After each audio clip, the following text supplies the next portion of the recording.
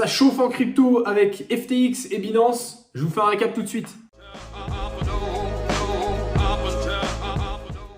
Salut la Crypto Team, j'espère que vous êtes en pleine forme. Vidéo qui n'était absolument pas prévue, mais étant donné l'actualité, il faut absolument mettre les points sur les i.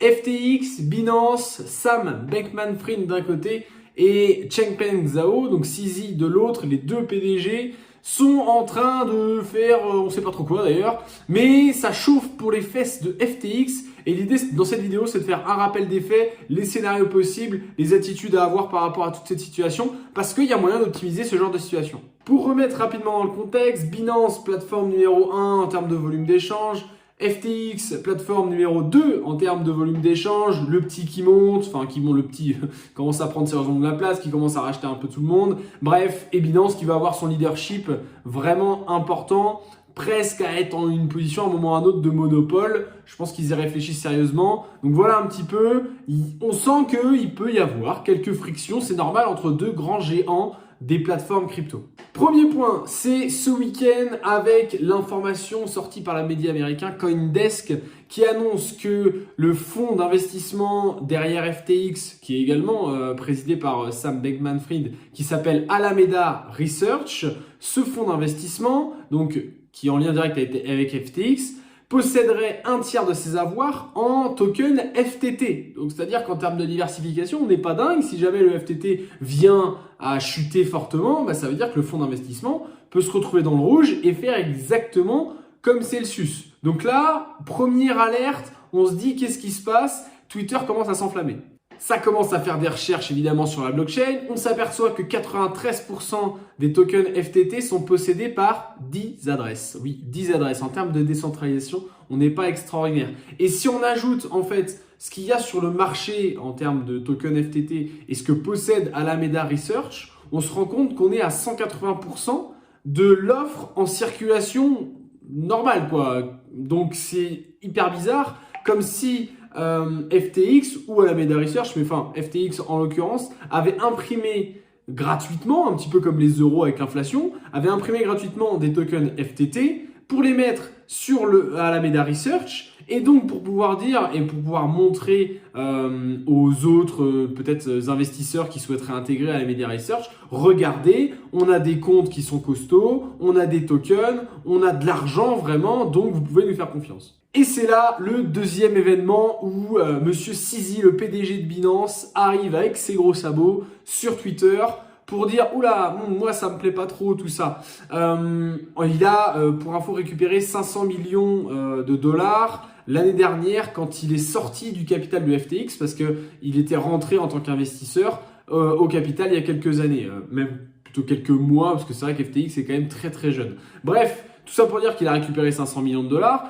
Notamment donc, en FTT, et il annonce sur Twitter, étant donné qu'il y a des risques potentiels d'insolvabilité avec cette histoire de token FTT, eh bien on va décider avec Binance de les vendre petit à petit, ces 500 millions de dollars au long cours, parce qu'on ne veut pas prendre de risques. Autant vous dire qu'il y avait déjà les braises et que CZ, il arrive, il gratte une petite allumette et il la jette dans le feu. Derrière, il y a une horde d'influenceurs qui annoncent qu'il faut absolument retirer ces fonds de FTX. Alors, à tort ou à raison, on ne sait pas encore actuellement. Mais étant donné qu'il y a eu l'affaire Celsius avant, c'est aussi normal qu'il peut y avoir cette attitude-là.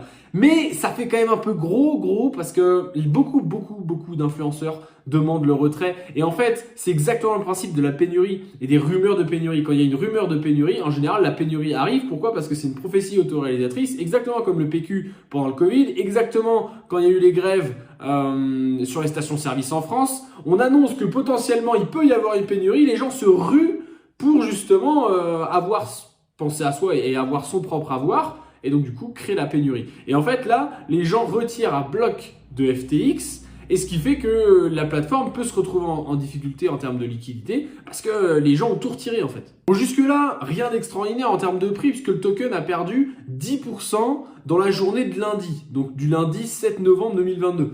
Autant vous dire, bon, c'est pas extraordinaire, la suite arrive. Et dans la nuit du 7 au 8, comme par hasard, il y a un dump, donc c'est-à-dire une vente de tokens FTT à hauteur de 500 millions de dollars. Oh, Binance, coucou, qui avait dit oh, on va vendre progressivement. Alors on sait pas bien évidemment, mais bon, mon petit doigt me dit qu'il y a peut-être quelque chose dans l'histoire. Ce qui fait que le token perd l'équivalent de 30%, passe grossièrement de 22 $ à 15 $ au niveau de son prix. Et donc, ça commence à sentir le roussi. Et le truc, c'est qu'à la suite de ça, Solana et BIT, donc BitDAO, la crypto-monnaie BitDAO, perdent 20%.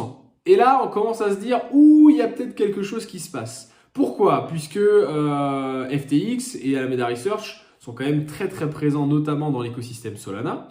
Et donc, les rumeurs de la cryptosphère annoncent que FTX a vendu des Solana pour racheter des FTT pour éviter que le prix tombe, et a fait exactement la même chose avec les BIT. C'est pour info, BIT, donc le token de la plateforme Bybit, vous le connaissez si vous me suivez.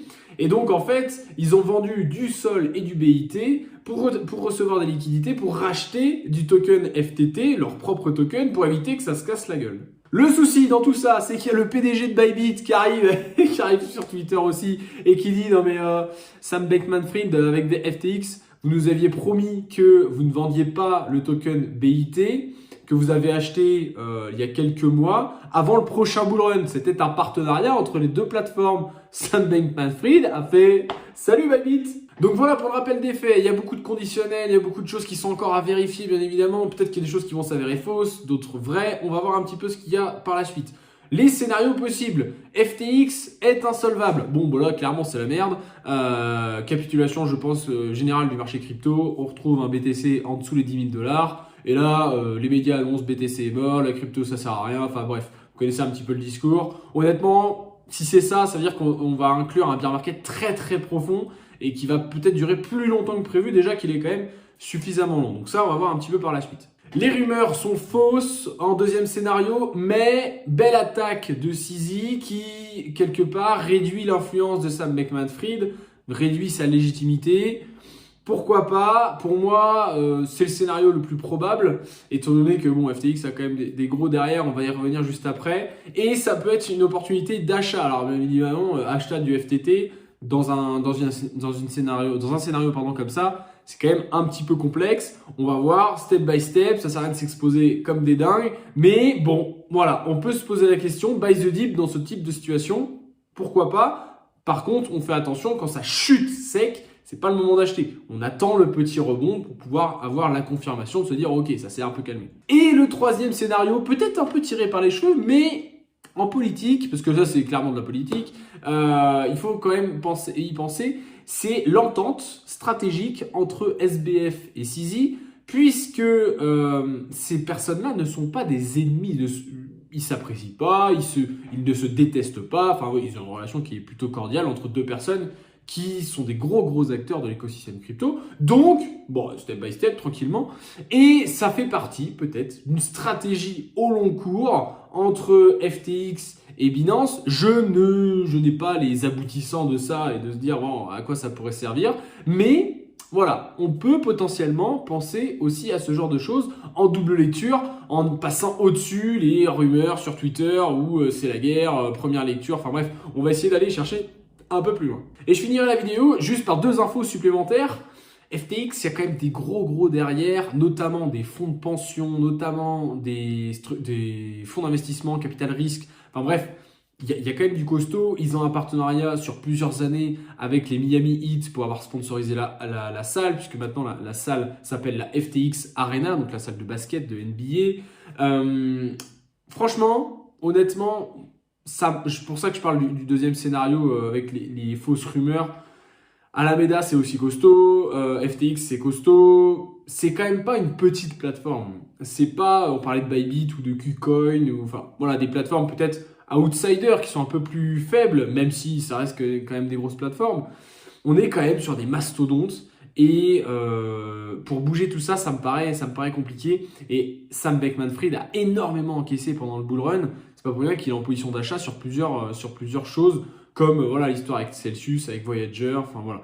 Donc, on va voir un petit peu ce que ça va donner par la suite. En attendant, si vous êtes un profil plutôt conservateur, safe, mettez-vous en dehors du marché tranquillement. Éventuellement, si vous avez vraiment vous flipper, vous pouvez sortir les fonds de FTX.